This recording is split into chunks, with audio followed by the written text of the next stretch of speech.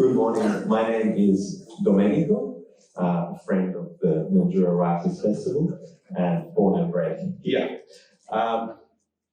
Let's start by acknowledging the lands on which we meet, the lands of the Lachi Lachi and neighbouring over the river Barkinji peoples, and acknowledge their ongoing custodianship of these lands which were never ceded. So today we meet for the Murray Talk, which is described in the program as being presented by an esteemed writer on any subject. It was established in dedication to the memory of our festival patron, the late Les Murray, and the enduring vitality of the River Murray. I welcome Melinda Hinkson, who is the recipient of this year's Mildura Writers Festival Writer in Residence program. Congratulations, Melinda.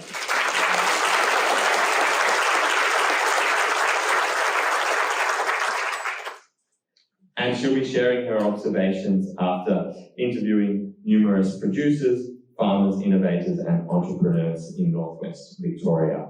And if ever there were a greater understatement, which, yes, will become evident to you. Also from her biography, to let you know, Melinda is a social anthropologist with wide-ranging interests. Much of her writing explores fault lines in settler colonial Australia.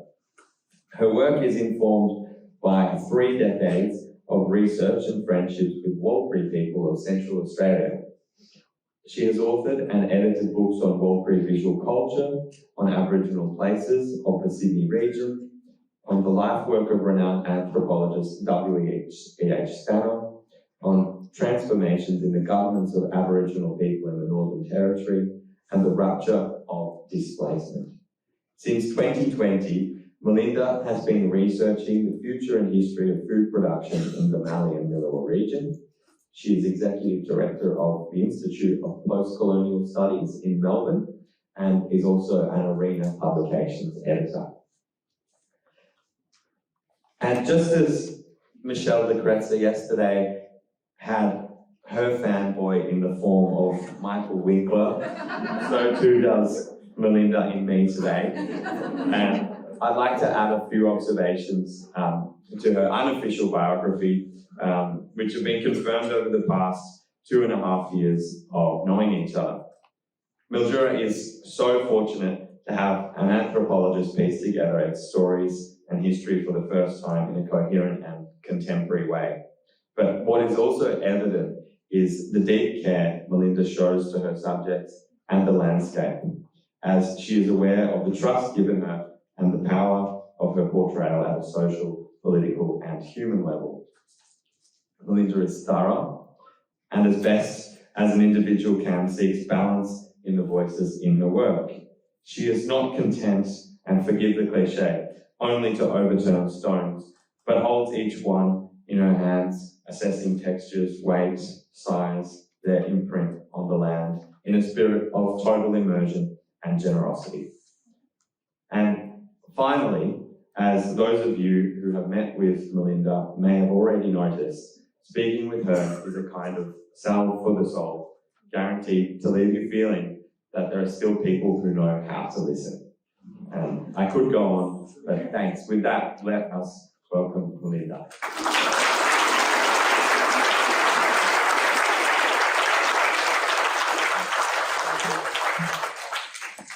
Thank you, Domenico, for that very, very lovely introduction.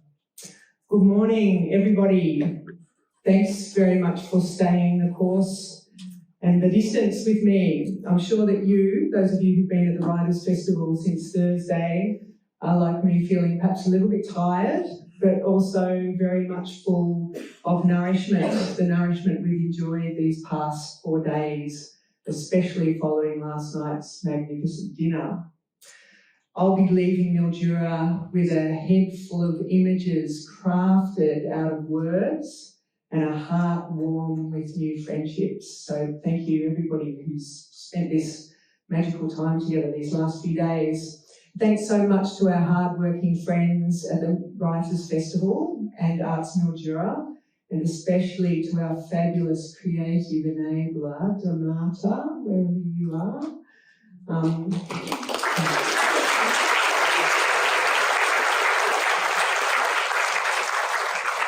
As writer in residence, it's been an honour and a pleasure to have immersed myself in this place over recent weeks. Thank you to Bernadette Wells and the Moorabool Historical Society for sharing some of the images that accompany my talk.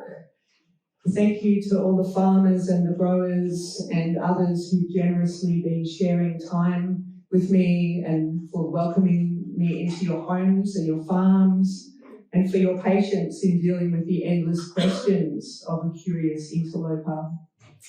My apologies in advance for any clangers you might hear in what follows. I respectfully acknowledge the Lachi Lachi, the Barkindji and their neighbours. The violent dispossession of First Nations communities is the foundational fact for the wicked problems I'm here to explore with you today. Now, some of you may be wondering what an anthropologist and a director of an Institute for Post-Colonial Studies is actually doing here, talking to you about farming futures. Well, I hope that will become clear in my talk, but I should just briefly also point out that the work in progress I'm presenting here today, and I underscore it is work in progress, this is work that goes on, does connect to a collaborative project run out of the Institute of Post-Colonial Studies with the support of the Lord Mayor's Charitable Trust and some private philanthropic funds. And at the heart of that project is a desire to contribute to a better dialogue between those of us living in the cities and those of you living in rural Australia over matters of shared concern and responsibility. And if you're interested to learn more, please jump on our website, IPCS, receive notices of our forthcoming events, and if you're in a position to do so, think about taking up a membership of our small but very, very cool organisation. Okay, I begin, as seems thoroughly appropriate, with a poem. Asparagus Bones. Thirst land. Talc light haunted the bush horizons all day. As it softened into blusher, we drove out through gardens that are farms, past steeped sultana frames to a red earth dune, flicked all over with water to keep it tightly knitted. In orange and avocado trees, black green and silver green above trickling dust. My friend fetched a box of fossil bones from the unlocked 500,000 of the cool room there, asparagus for his banquet kitchen. No one around, no dog. Then we drove where biceps of river water swells through a culvert and bulges of turbulence hunted swirls just under their moonskin. And we mentioned again unsecured farm doors, open verandas, separate houses, emblems of a good society. Les Murray's poem is an ode to the rooting of food in place, this place. Yet this celebration of the rural as nourishment and model of the good society catches itself twice. The 500,000 of the cool room signals a global export market awaiting those boxes of green spears, and the man helping himself to this high-end homegrown produce for a Writers Festival banquet has an exceptional entitlement. There is nothing transactional about Stefano and Les's provisioning excursion. Nothing that indicates the normal business of food as we ordinary consumers know it. Yet there is something in this scene and its special arrangements that helps us to imagine a different set of conditions for the growing and sharing of food than those that currently rule our world. Mildura's food bowl is hermetically sealed. The food grown here is largely inaccessible to the folk who reside among the bounty-producing blocks. Food is contracted before it is grown. It is harvested, packed and spirited out of this place on endless convoys of road trains that thunder down the highway, destined for distribution centres, supermarkets, or onto ports, ships and onwards into Southeast Asia and further afield. Thanks to the wonders of refrigeration, a small portion of the food grown here does return. It lands on the shelves of Coles and Woolies, priced competitively to outsell any remnant fresh fruit and veg that you might find at local roadside stands. The $2 that I pay for an avocado at a Redcliffe stall costs me 80 cents more than at Coles on the same day. Co-located with the food bowl is a food desert. Large areas of Mildura's concreted suburbs boast Macca's, KFC, pizza and kebab shops, but no outlets selling fresh fruit and vegetables. In 2018, a population health survey found that more than 50% of people living in Mildura did not eat sufficient fruit and vegetables. More than 50% of the adult population were reported as overweight or obese. Lurking behind these figures are a cluster of related well-being indicators pointing to stark social inequalities. The tempo of seasonal food production gives Mildura its seductive groove. The race is on to get food to market when prices are high and before it wilts and rots. But really, this race is only incidentally about food and all about finance. When markets fail or supply chains are disrupted, harvests are bitter. Watermelons, zucchinis, lettuces are ploughed back into the ground. Grapes are left hanging on vines, sitting in cool rooms, rotting in shipping containers grounded at ports. Along with the astonishing amount of waste, the people who have spent months nurturing a crop with all the hours of toil, water and input costs are left emotionally jangled and financially distressed. Farming demands huge commitments and steady nerves. It is, they say, like going to the casino every day. There is luck and the unknown. 2022 was a particularly challenging year. The record rainfall created chaotic conditions not witnessed in 7 decades. Grape growers lost tons of fruit to downy mildew. There was a condition called restricted spring growth, which agronomists still cannot explain. Mountains of late-ripening fruit missed its precious market window and was left on vines or in cool rooms with no buyer. The unrelenting rain caused albedo in citrus, a condition in which the skin breaks down.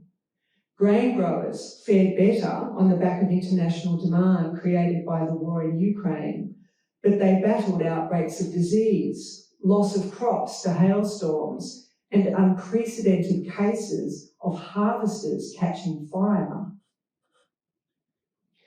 The asparagus of Les Murray's poem is not out of place in this picture.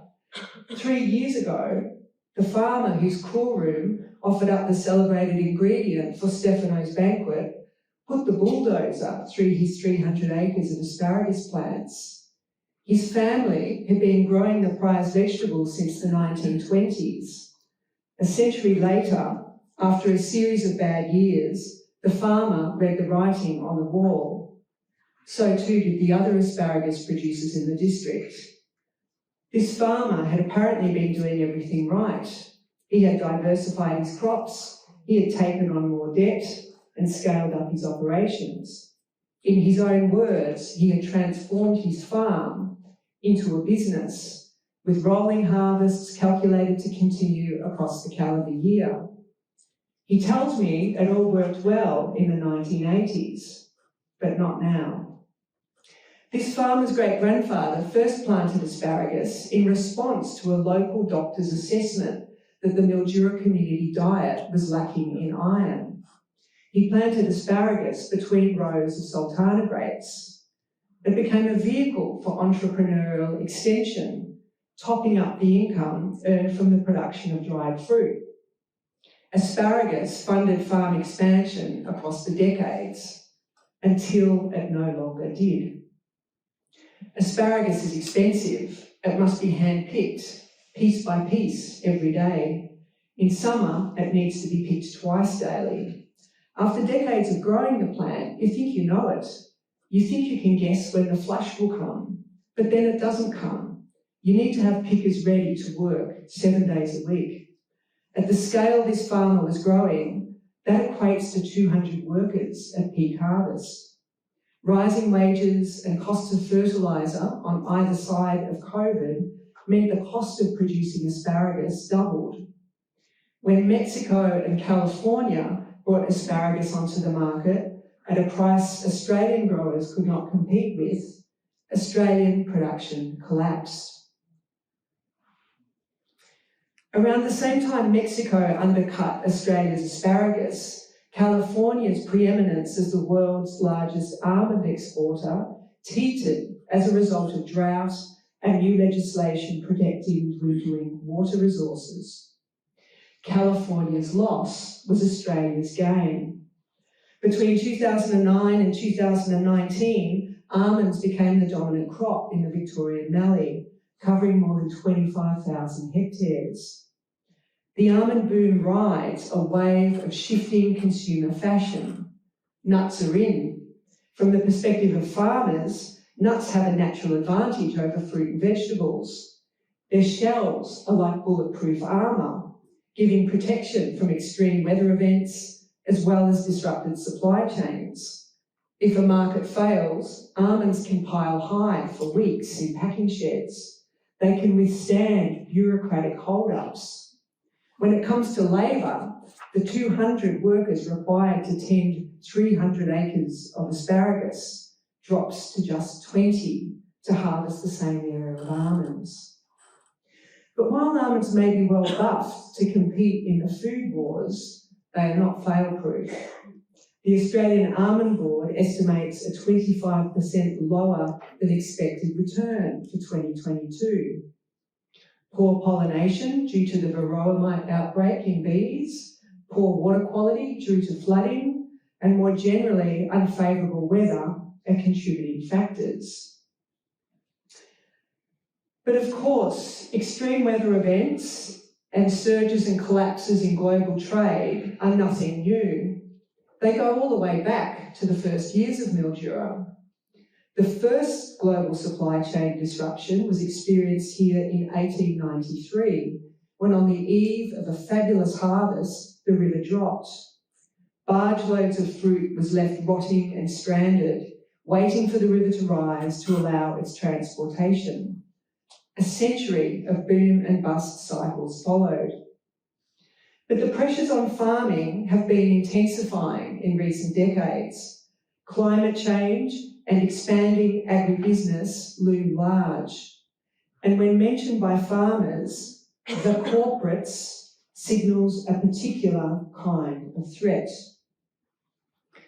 When it's your money, it's worth more than a 7 to 8% return on investment, I'm told by a young second-generation farmer whose family pulled back from financial disaster at the height of the drought when they sold their almond orchard to a corporate buyer. I would not do this for 7 to 8%, he tells me as he shakes his head. Now, I want to unpack what I think this farmer means and what I think is at stake in this claim. I've been talking to food growers in this region about how they're responding to the challenges of the present and thinking about the future. At human scale, I'm learning about how farmers wrestle with their relationships to their farms, markets, weather, technology, bank managers, accountants, insurance brokers, families, non-human companions, as well as the food that they grow, as they strive to make a livelihood and a life worth living. My talk has significant absences. These include the rich but little known history of local Aboriginal people's participation in food production through the 20th century, emergent trials in the growing of Indigenous crops and harvesting seed, as well as the work being undertaken to restore land and waterways. Nor will I speak today of the hidden society of farm labour, the reliance on Pacific workers that is as vital as it is problematic in the local horticultural industry.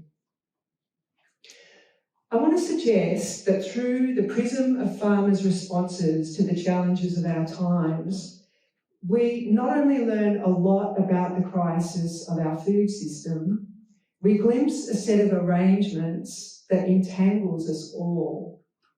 Through the experiences of farmers, we face fundamental questions about the relationship between growing food, feeding, and what it means to be human and live a good life in the present.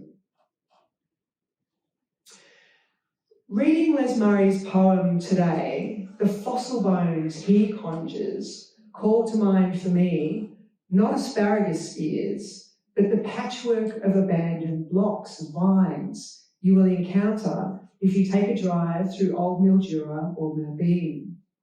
Some of these blocks have the feel of battlefields or graveyards with thigh-thick gnarled trunks standing skewed like sentinels, or tombstones signalling a bygone age. A quarter of Mildura's irrigated blocks are currently dried off or retired.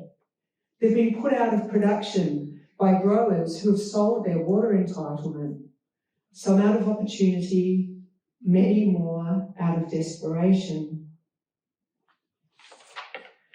Water today is not only in diminishing supply. With the legislative decoupling of water from land from 2004 onwards, water became a tradable resource with fluctuating value. It became an unstable, volatile asset. It is common now to hear farmers speak not of harvest returns per acre, but returns per megalitre, and for water holdings to be invoked as superannuation or insurance or debt relief. In Australia, as elsewhere, as journalist Tom Philpott shows us in his book Perilous Bounty, the looming collapse of American farming and how we can prevent it, as water has become scarcer, its tendency to flow towards money has only increased. Right now in this region, that flow is in the direction of the thirstiest of crops, almonds, followed by table grapes. At the height of the Millennium Drought, irrigators were paying $1,000 a megalitre for temporary water. For some, that equated to a debt of hundreds of thousands of dollars. On the other side of the drought, whose impact was compounded by the global financial crisis, approximately 1/3 of Murbean fruit growers went broke or got out. The closure of the CSIRO office followed, marking the end of an era for an institution that had been a vital source of support and expertise for local growers since it was established in the 1920s. The spectre of the corporates that hangs over these developments also looms large in conversations with farmers. And as the example of asparagus makes clear, it is not so easy these days to distinguish a farmer from a corporate. The processes that are remaking primary production run through the entire sector. The global food system has its own culture, and like any culture, it demands certain ways of acting by those who participate in it. Yet its domination is not complete. And what I'm going to do now is take us very briefly across some themes that shine a light on the workings of our food system, as well as some human-scale practices and commitments that are defying its logics. And here, at this human end of the supply chain, I want to suggest lies hope. Scaling up. When the first generation of settlers took up growing fruit in the Chaffey's Mildura irrigated district in the late 1880s, they purchased blocks of 10 or 20 acres. It was possible to make a livelihood to support a family on blocks of that size up until the 1960s. Today, a successful dried fruit grower is likely to be pushing 80 acres to make a viable income from grapes alone. Table grapes are much more labour intensive and get traded on more volatile markets. The special varieties grown to ship to China, Indonesia, Sri Lanka sell at a price Australian consumers would balk at. When a market fails or a variety goes out of favour, vines are ripped out and replaced. Risk mitigation demands large acreage. Out in the Millewa, from the 1920s, the first generation of settler farmers were granted a square mile, or 640 acres. When drought hit, coinciding with the Great Depression, many walked off. Farming out in the drylands was brutal. Some of these settler farmers attempted to enlist in World War II. Soldiering, they imagined, would give them a break from farming, as well as a new pair of boots. They were sent back to their farms to continue their essential national service. 3 disastrous years followed. In the subsequent reallocation of land, just a quarter of the initial 800 dryland farmers remained. Between the 1980s and the 2000s, driven by new technology, chemicals, and economies of scale, the number of broadacre farms in Australia halved as the size of farms expanded. This process has intensified since the 2008 financial crisis, with Australian agriculture becoming a landing place for global investment and speculation. Encouraged by successive federal governments, foreign private equity firms and giant super funds are drawn to Australia's political stability and the availability of large acreage. These entities have no interest in food. They're chasing strong returns for their shareholders. The exchange value of farmland, water and farming products is now tied to innumerable and untraceable financial transactions around the world. This financialised global arena displaced arrangements that had governed agriculture until the 1980s, when the deregulation of the Australian economy was set in train. Farming may always have been lonely work, but it has also become individualised since the demise of the growers' cooperatives and the single desks for marketing agricultural exports. Farmers today must carry risk. They must shoulder more debt. They must go in search of their own markets. The pressure is on to scale up. In the last 5 years, 7 out of 10 properties in one district of the Millewa have changed hands. Many of these farms have been acquired not by foreign interests, but by neighbours scaling up and by others hoping to capitalise on the agri-land rush by something called land banking. Family farmers scaling up their operations must bring in farm managers and contract workers with a different, more distant relationship to the place and the work at hand. In the process, the character of farming shifts. Despite the pressure to grow or get out, some small growers forge on, determined to keep farming at human scale.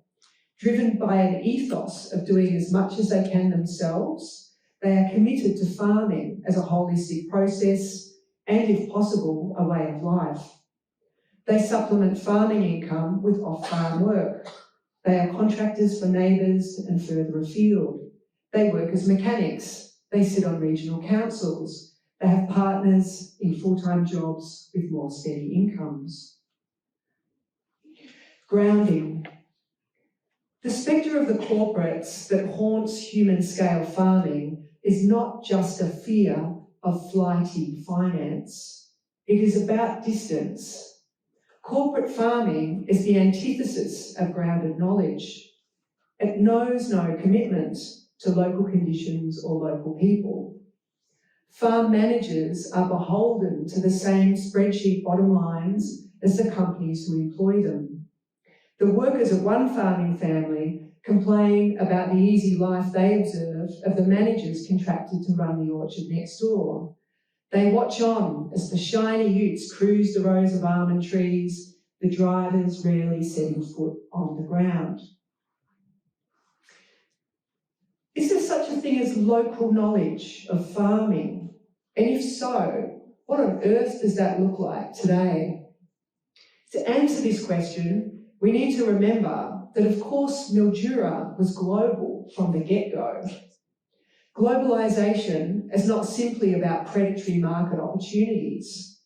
Global migration made and continues to make Mildura as it does Australia at large. The people who came from Italy, across Europe, Asia, India and Africa and made this place home brought with them cultured ways of growing food, sharing food and particular ways of cooperating with each other. In turn, Mildura growers went out to the world seeking the best means to tackle the challenges they faced. They brought back the latest techniques in winemaking, cooling, irrigation and harvesting equipment. Export markets sometimes delivered deeper forms of friendship and exchange, such as the German bakers who imported Merbein raisins and in turn shared lessons from their approach to cooperative enterprise.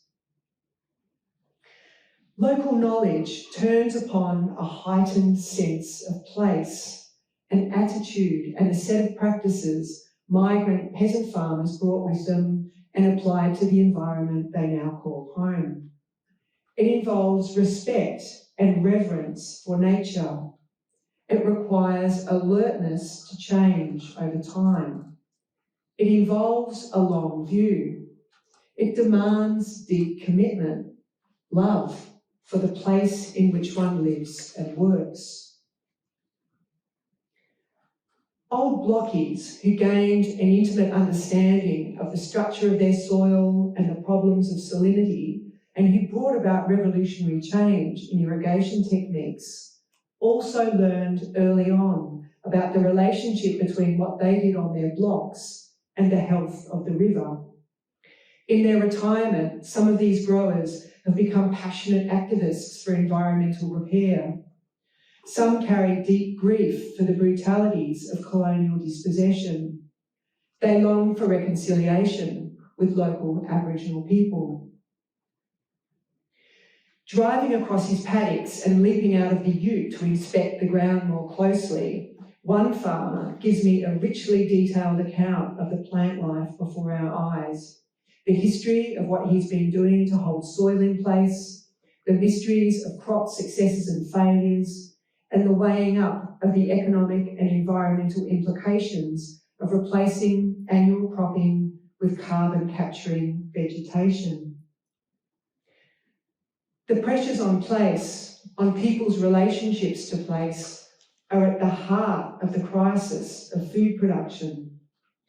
As agriculture has been financialised, it has also been decoupled from rural communities. As agricultural products have been celebrated in the terms of national export income, there has been a stretching of trust between growers and those who rely on their food.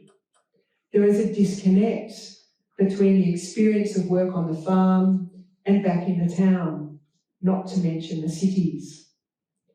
Disengagement, lack of interest, mutual distrust, and when resources are at stake, confrontation and conflict are all in the mix. Farms are increasingly places of work, not the location of farming households or social life. Untold numbers of farmhouses sit unoccupied or abandoned.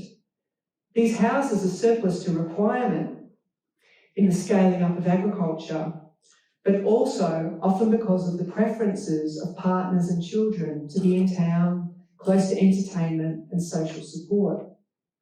The countryside is being emptied of people. The decoupling of farm, farming and place occurs in a dizzying array of combinations. Tree changes, chasing authentic rural experiences, move into farmhouses among the vines, while the growers of those vines decamp to more urbanised locations in response to family pressures. In one happy counter-movement I know of, a family of 6 who were at risk of becoming homeless in town were provided with on-farm housing in exchange for lending a hand with farm work. Their presence on the farm offsets the absence of the commuting farmer. And life on that farm has not only provided this family with security, it has given the children of that farm life-changing experiences. Acceleration. In November, in the weeks before table grapes fully ripen, Chinese buyers cruise in shiny black Mercedes SUVs, offering big cash direct to growers. They are trying to maximise profit by taking the first fruit of the season onto the market. The early fruit often comes with a lovely colour, but unresolved sugars. These acid bombs have a ricochet effect through the market. They collapse consumer confidence as well as the price for growers whose fully ripened grapes are coming behind. Growers themselves chase market advantage by selecting varieties predicted to ripen early. They diversify crop choices and growing locations to expand their harvesting window. There are 3 different times at play on the paddocks and the fruit blocks. There is the time of global supply chains and their informal or black market equivalents. There is the time of nature, in which cripes ripen or fail, in which life and death occurs, and there is the time of farming itself. These 3 modes of time are entangled and in tension with each other. There is also a sense now that time itself is out of joint, that everything is accelerating. And as supply chain disruptions make devastatingly clear, acceleration can just as quickly come to a screaming halt. One large farm in the district manages the risks of just-in-time vegetable production by farming a fleet of trucks as well as carrots. It was a perfect business model for securing domestic supply chains until COVID took out the truck drivers. In the time of farming, jobs take as long as they take. For the farmer whose practice integrates a 50-year-old Ford tractor, a 60-year-old Dodge truck, along with his John Deere precision-guided cropping machine, there is the plan of the day versus the day that evolves. There is preparation, fixing, starting machinery, clearing fuel lines, checking oil, pumping tyres, moving trucks and tractors around the search for this and that. This kind of farm time is at odds with the 9 to 5 of urban time, adding additional stress to geographically dispersed families.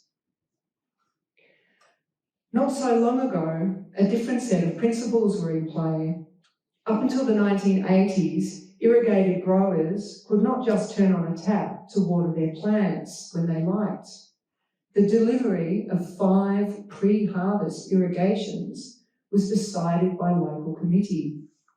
A group of blokes, yes, always blokes, would assemble in a room in front of a government-issued calendar. They would argue and debate and finally agree upon the most suitable dates for the sequencing of the district's water allocations. If it rained, they would meet up again and revise their dates. The delivery of irrigated water in this way turned not only on the industrialisation of the river, It was determined by social agreement. Picture the water bailiff through this period, travelling from farm to farm on his 60cc motorbike, yelling out across the vines to a farmer that the water was about to be passed to his neighbour. This was a heads up that the farmer had 4 days to clear his open channels in preparation for the water to arrive.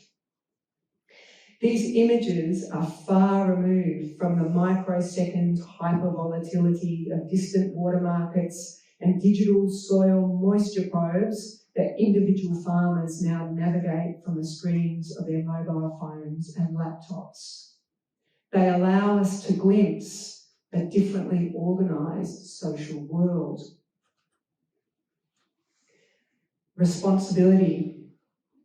The behemoth of the global food system is vertical integration, which works as an astonishing magnetic force over all the human, animal, environmental cogs in our agribusiness system. Vertical integration is perhaps easier and more frightening to observe in action in the US, where massive corporate systems map directly onto entire regional towns, such as in the industrial scale pork factories and endless soy and corn fields that provide the building blocks of industrially produced meat and fast food products. Australia is not immune to these logics, with growers contracted to major supermarkets required to employ on-farm techniques and inputs to ensure their harvest conforms to standard specifications in size, colour and shape. These supermarkets are in turn owned by larger conglomerates that trade in fertilisers, fossil fuels and other financial interests. Against the logic of vertical integration, one dryland farmer continually directs my attention laterally to other kinds of relationships between things. He is fully focused on the climate crisis, but sceptical about the zeal around electric vehicles and solar power. These will not provide solutions until we find ways of dealing with the emissions, toxic waste, modern-day slavery, and other dilemmas associated with their production. Relatedly, this farmer points out that we city folk load growers up with responsibility for emissions from belching and farting livestock, while ignoring the emissions associated with our own consumption of those same animals. It suits our culture to silo responsibility and sheet it home to particular groups of actors rather than recognise interconnections. Millewa farmers have inherited responsibility for land that their forebears cleared to within an inch of its life. They were doing what governments of the time and the wider zeitgeist of nation building demanded they do. Redemption has since been folded into the work of some who have inherited these legacies.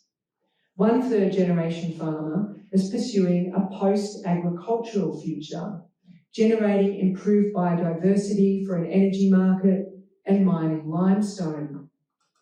Another tells me he thinks the decisions he makes on his farm should be informed by a wider dialogue about the future use of agricultural land in Australia, nationally and globally.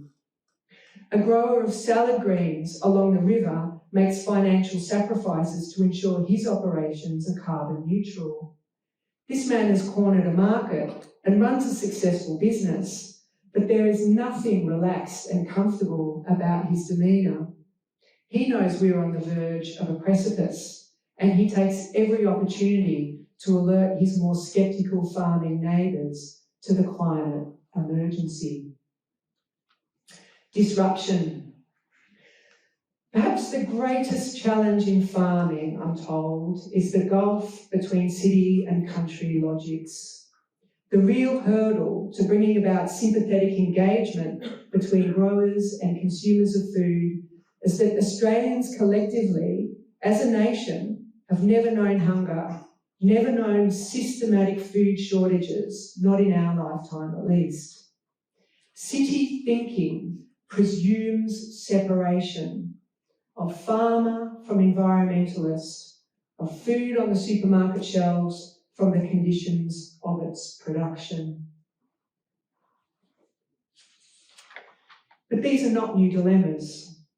In 1946, Australian children's author, farmer and environmentalist Ellen Mitchell made a rousing and impassioned plea for a national reimagination. In her book, Soil and Civilization, Mitchell tracks the disconnect of people from the earth via growing urbanisation, industrialised agriculture, standardised education, expanding communications technology, and growing dependence on foreign trade in food. She thinks soil fertility and health is foundational and integral to the creativity and health of a people, a binding spiritual connection that Australia destroyed at colonisation. American poet and farmer Wendell Berry rallies regional communities, rural communities, to exert what he calls a centripetal force against urbanisation and its extractivist tendencies, to pull things back, to hold local soil and local memory in place. How can a community know itself, Berry writes, if its members no longer know each other? How can they know each other if they have forgotten or never learned each other's stories?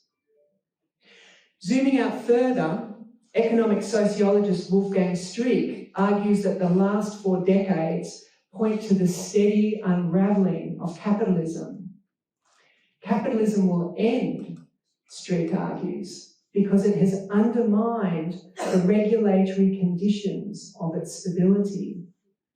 Capitalism is dying as a result of an overdose of itself. Somewhere along the line, human-scale invention and cooperative endeavour have been overtaken by government-encouraged, technology-enabled asset stripping. Resourcefulness. When I ask old blokes what they make of the high-tech push in farming, the robot tractors and harvesters and wider applications of AI, they shake their heads and they tell me they are relieved to be out of the game. Yet their own histories of farming are stories of ceaseless local invention and the enthusiastic adoption of new practices and technological aids that transform their work over time. The dip tins, the swing arm trellis, the homemade harvesters, as well as dogged and wily political lobbying that transformed irrigation and water management practices. Farmers are holistic problem solvers. They work with their hands and their bodies. They are systematic thinkers and practical experts across the entire process of production. French anthropologist Claude Lévi-Strauss would describe farmers as bricoleurs, craftsmen and women of the local. They are constantly alert to small signs of change in climate, in the conditions of their soil, in the behaviour of a plant or a piece of machinery, in the health of an animal. Farmers solve problems through close attention, through nutting things out and making do. But they are also a dying breed. Between 2001 and 2016, employment in agriculture halved in Australia. The average age of a farmer today is 58. The costs of starting from scratch are prohibitive. Whereas harvest time was once a celebration of intense sociability, today's conditions fuel anxiety about worker supply and labour costs, as well as dreams of seamless scaling up, technological perfectibility, of driverless tractors and robot harvesters.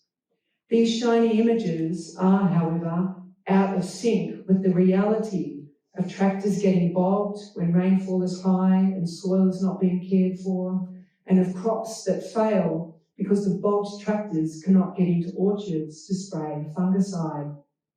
And they are out of sync with the knowledge that after a few bad years of failing to meet shareholder expectations, large corporate entities are likely to dump their rundown agri-properties, sending ricochet effects through markets and local communities. Nourishment. Against the grain of global supply chains and just-in-time logistics, a Mildura project sells weekly boxes of locally grown organic food on subscription. Pricing arrangements are made with the growers at the start of every season, in a direct rebuff to the brutal market volatilities and profit fleecing that causes farmers to plough crops back into the ground. Prices are fixed and stay fixed through the season. With a current list of 60 subscribers, out of the boxes hit the ceiling of what they can do with their existing network of growers. One of their suppliers is Food Next Door, a project formed through a novel land sharing arrangement. The farmers working this small acreage are resettled Burundian and Congolese women and men who on arrival in Mildura aspired to grow their own culturally significant vegetable foods, especially maize. Farmers tend their plots outside the hours of their paid employment. The activity of farming and the cooking and eating of what they grow makes them feel well, fully themselves and at home. The project has a keen list of farmers waiting on access to farmland. At a recent event to promote this incrementally expanding project, one of the female farmers was invited to address those assembled. She started haltingly in English, then with growing verve in her native tongue. Her passion was contagious. She ended with a flourish and an incitement to all of us to celebrate the project.